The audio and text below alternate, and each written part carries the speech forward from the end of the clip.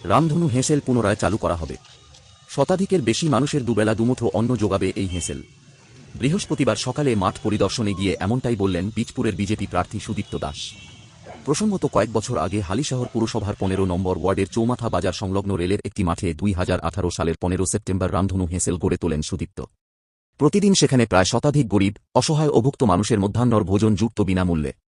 সুদীপ্তর গড়া রামধনু হেঁসেল অল্প সময়ের মধ্যে মানুষের মনে জায়গা করে নেয়। তাঁর এই প্রচেষ্টার প্রশংসা করে এগিয়ে আসেন সমাজের সর্বস্তরের মানুষ। শিশুর জন্মদিন হোক কিংবা বিবাহ বার্ষিকীর অনুষ্ঠান, অভুক্ত মানুষের সঙ্গে মিলে আনন্দ ভাগ করে নিতে বহু মানুষজন। কিন্তু ২০২০ সালের ফেব্রুয়ারি মাসের প্রথম দিকে ওই গরিব, অসহায়, অভুক্ত ব্যক্তিদের দুমুঠো অন্ন জোগানো রামধনু হেঁসেলকে নির্বিচারে বুলডোজার দিয়ে ভেঙে গুঁড়িয়ে দেওয়া হয়। বন্ধ হয়ে যায় রামধনু হেঁসেল। তারপর কেটে গিয়েছে অনেক বছর। বর্তমানে ওই মাঠে রাস্তা থেকে পিচ তুলে এনে ফেলে রাখা হয়েছে, অর্থাৎ আবর্জনা স্তূপে পরিণত হয়েছে। ভেঙে গুড়িয়ে দেখুন, এরা মানুষকে খাওয়াতে পারে না, কিন্তু মানুষের খাবার ছিনিয়ে নিতে পারে। এরা মানুষ এখন বর্তমানে দেখুন না আপনাদের সামনে, আমরা তো সব জায়গায় গিয়ে গিয়ে বলছি, এরকম দুবেলা মানুষকে দুমুঠো খেতে দেওয়ার এদের ক্ষমতা নেই, অথচ সেই জায়গাটা ভেঙে দেওয়ার অধিক আছে। বুলডোজার চালিয়ে ভেঙেছে। তারপরে কি করেছে দেখুন, কি করেছে, কারণটা কি? কারণ প্রতিহিংসা। আমি তৈরি করেছিলাম, আমরা কিছু যুবকরা তৈরি করেছিলাম, তাই ভেঙে দাও। রামধনু হেঁসেল ভাঙতে হবে কেন? ওরা নিয়ে ওরা বেশি লোককে খাওয়াতো আর ওরা বলে অনেক কথা যে মা ক্যান্টিনে খাওয়ায়। খাওয়া মা ক্যান্টিনে ৫ টাকা নিয়ে খাওয়াবে, কিন্তু বিনামূল্যে মানুষকে খাওয়াতে হতো। কারা খেত? অসহায়, দুস্থ, গরিব মানুষ, যারা দুবেলা দুটো ভাত খাওয়া যাদের কাছে খুব কঠিন ব্যাপার, তো সেই মানুষগুলো খেত। সেটাকে ভেঙে দিতে হবে? এত নিষ্ঠুর এরা। মানুষকে দুবেলা দুমুঠো খেতে দেওয়ার, বলে না, ভাত দেওয়ার মুরদ নেই, কিল মারার গোসাই। এরা মানুষকে খেতে দিতে পারে না, অথচ মানুষের খাওয়ার দুটো জিজ্ঞাসা করুন না এই অঞ্চলের সমস্ত অসহায় মানুষ, কত পথ চলতি মানুষ যারা ভিক্ষাবৃত্তি করে, তারা বলছে বাবা আবার হবে তো। আমরা বলছি হবে, আমাদের সুযোগ দিন। এরকম রামধনু হেঁসেলে ১০০, কতবার আগের বার আমাদের ১০০ লোক খেত, এবার তার দ্বিগুণ লোক খাবে। নিজের সৃষ্টির ধ্বংস।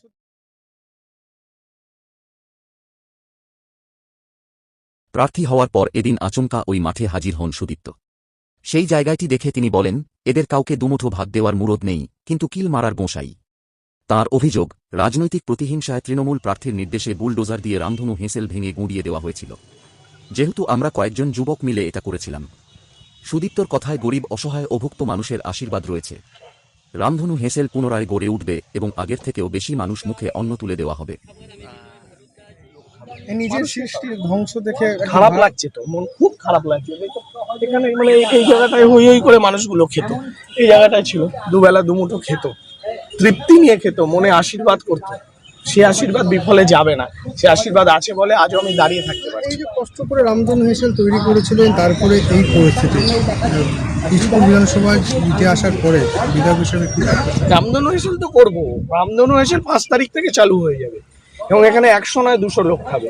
এটাতে তৃপ্তি আছে, এটা অন্য কোনো রাজনৈতিক কারণ, এটা তৃপ্তি আছে, এটা তৃপ্তির জায়গা। প্রতিটা মানুষের তো একটা তৃপ্তির জায়গা থাকে, তৃপ্তির জায়গা এটা করতে হবে, এটা করবো, মানুষ খাবে। কি বলবেন বীজপুরবাসীকে রামধনু হেঁসেল? আমাদের সুযোগ দিন, আমাদের এটা করার মতন জায়গায় পৌঁছে দিন। করে দেখিয়েছি এই মাঠে। আমরা এই যে বীজপুর জুড়ে রক্তদান শিবির করতে, সপ্তাহ রক্তদান শিবির, আবার রামধনু হবে, মানুষ হই হই করে খাবো, কেউ অভুক্ত থাকবে, কেউ অভুক্ত থাকবে, প্রতিটা মানুষ খাবে। এই আমাদের দেশে, আমাদের রাজ্যে কোনো মানুষ অভুক্ত থাকবে পয়সা, এটা হবে না। এটা রাজনৈতিক প্রতিহিংসা, একদম রাজনৈতিক প্রতিহিংসা, রাজনৈতিক প্রতিহিংসা। আজকে তৃণমূল প্রার্থীর মদত, তৃণমূল প্রার্থীর নেতৃত্বে বুলডোজার লাগিয়ে ভাঙা হয়েছে, সে ভিডিও তো আপনারা দেখেছেন। একদম প্রতিহিংসা। কিন্তু ওই মানুষগুলোর আশীর্বাদ আমার সাথে আছে যে আমি দাঁড়িয়ে আছি আজকে। এদের এত অন্যায় অত্যাচারের পরেও আমি দাঁড়িয়ে আছি, এটা ওনাদের আশীর্বাদ। এই নতুন রাস্তার বীজপুরবাসীর কাছে সুদীপ্তর আবেদন, রামধনু হেঁসেল গড়ার মতো জায়গায় পৌঁছে দিন। আগেও করে দেখিয়েছি, আবার করে দেখাবো। ব্যুরো রিপোর্ট, কলমের দুনিয়া।